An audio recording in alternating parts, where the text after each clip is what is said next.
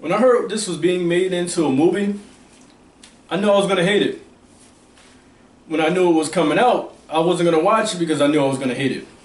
And guys, I can admit when I'm wrong.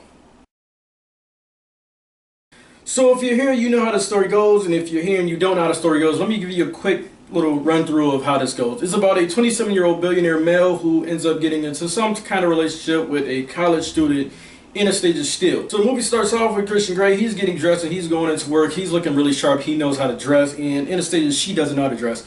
She has these boots and stockings and pretty much a skirt with some shirt over it with patterns of flowers and a sweater over it. And her roommate calls her out for it, so good job. Movie, 1 point to 50 Shades of Grey. She's on her way to do this interview as she, like I said, she was dressing up. She's on her way to do this interview for her friend who can't go because she's sick. They're interviewing Christian Grey, and when Anastasia gets there, you can just feel the intimidation she has for him, and the awkwardness, and how she's really not good at interviewing because that's not her thing. That was her friend's thing. And Dakota Johnson, she does a very good job in this movie. I probably should say a good job, but I've seen her in Black Mass and she's good, so she has some acting chops. So very good job, Dakota Johnson. I don't know the guy's name. I think it's like Jamie something with a D. I'm not going to look his name up. To do this guy a solid, to not bring up his performance. He was awful. You could have pretty much had a doorknob be Christian Grey and you would have the same emotional acting range. So let's just keep moving on with that. That was my favorite scene in this movie. It was clearly my favorite scene in this movie. It was very good. After that, she goes to school. She then leaves school and she goes to work. She works at like an Ace Hardware store. If those things, I don't even think those things are around anymore. And Christian Grey pops up and he's there to pick up a few things for his playroom and to see her. He agrees to do a photo shoot for her friend, and at that photo shoot is her friend zone, Anastasia's friend zone friend that does the photo shoot. He then offers her to go out for coffee. They go out for coffee, and at some point in 20 seconds of them going out for coffee, he just, I guess because she says she's kind of like the romantic type, he just rushes her out. They have like a little moment of them face to face, and he says he's not for her. That's when the movie completely just starts to go downhill. So Anastasia and her friend looks very good, by the way. And Dakota Johnson, she looks very nice. When I was watching this movie, I kind of was comparing her to Bella, because in the Twilight movies, Bella was the least attractive woman in all of the movies. I mean, probably some from the extended family later on in the series. Her mom did not look better than her, but let me just keep on going on with this review. So she looks, like I said, she looks okay. She looks nice. And so Anastasia and her friend is going out for celebration, and she drunk calls Christian Grey, and Christian Grey tells her to stop drinking. He himself is drinking wine at the time, but okay. And then you see a scene right after this little exchange with her on the phone. You can see how cold it is. I'm not sure when they graduated, but to show how cold it is was the only reason for them to now have her friend zone friend try to hug up on her and kiss her and make his move. She denies him. He's in the friend zone here, and Christian Grey pops up. Christian Grey brings her to his nearby hotel room. They sleep in the same bed.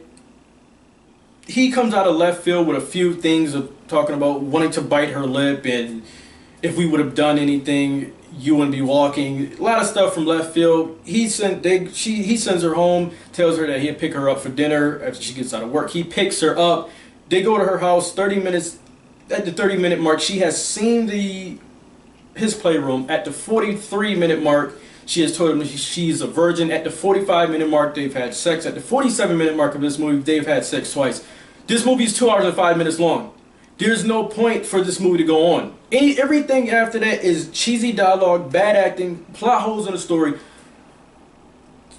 The plot just it's holes in the story. It's pretty much the rest of this is him trying to have her agree to submit to him sexually, and to be his sex slave from Friday through Sunday. She wants to know why he's so confusing. They play mind games back and forth. They have sex a couple of more times. He buys her some gifts, even though he says he's not the romantic type to buy flowers and stuff. He buys her a car. So, like I said, holes in the story. That's what you see for the next hour and change. There's nothing more to this story. That's what you get. Like when I said I was wrong, I thought it was about a story about a billionaire guy trying to have sex with a woman that is a virgin and something like that. I thought that's what this movie was about. This movie's not about that. Like I said, they had sex 45 minutes into it. This movie is what Expendables is to men. It's bad acting, bad story. Expendables has bad story. This has holes in weak story with bad acting, cheesy dialogue, and then it's good parts. It's good part. This is a movie for women. Women like kissing in elevators and getting kissed on walls and bringing helicopter around. But before all of that, the movie makes things happen just for the sake of having them happen. It doesn't have no real lead up to it. So without this review going any longer, let's just cut the head off the chicken right here. Guys, this is probably one of the worst movies I've seen in the last decade. We're going to give it a Brad Johnson. Guys, this, ladies and dogs, 50 Shades of Grey is a 14 out of 100. This was an absolute train wreck. There's nothing to talk about. After the 48th minute mark of this movie, there's completely nothing to talk about. I told you what happens in the rest of the movie. You don't need to see it if you haven't seen it. And guess what? Guess what, guys? We get to have 2 more of these. You get to have 2 more of these movies. This movie sells off the fetish stuff. That BDSM and S&M stuff, whatever it's called. This movie sells off of this stuff. This is a movie for women. Women want to go see this movie not for the relationship. They want to go see it for the fetish stuff. Which leads me to a question of, we have a day and age of porno. When we have a day and age of porno and high-speed internet, you can go see more erotic, more stuff that's in that field of sexual, like a sexual category stuff, that's better than the stuff in this movie. You can't see everything you can see in a pornographic movie, so I don't know why would women want to see this movie. Women didn't go see this for the relationship, because it's a nonsense relationship. So guys, did you like it? Did you not like it? Like, dislike, do what you gotta do. I'm out of here.